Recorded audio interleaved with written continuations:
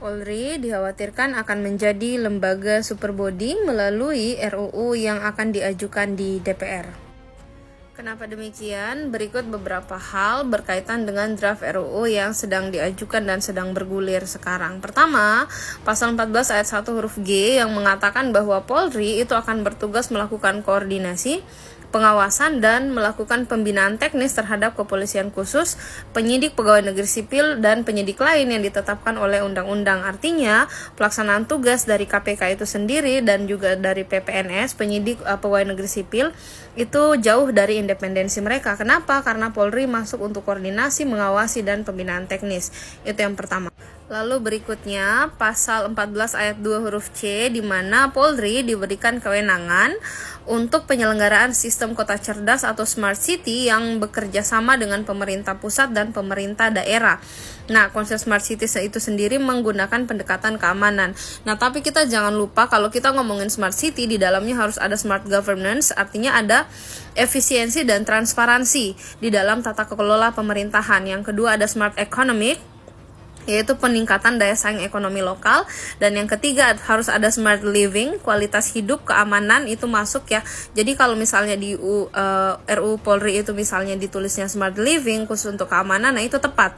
Nah tapi kalau tidak ada spesifikasi, nah berarti ini kita nggak tahu ini akan masuk di konsep smart city yang mana. Lalu ada smart environment, kemudian lingkungan yang berkelanjutan, dan ada smart society, partisipasi dan keterlibatan masyarakat. Begitu.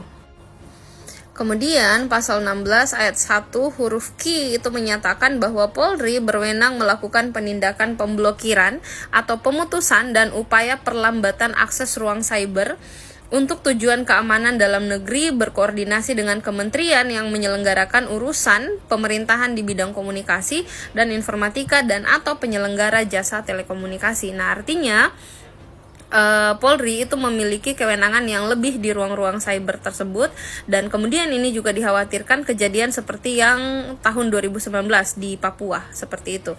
Lalu yang keempat itu pasal 16 ayat 1 huruf N memberikan kepolisian kewenangan untuk memberikan rekomendasi pengangkatan untuk penyidik pegawai negeri sipil.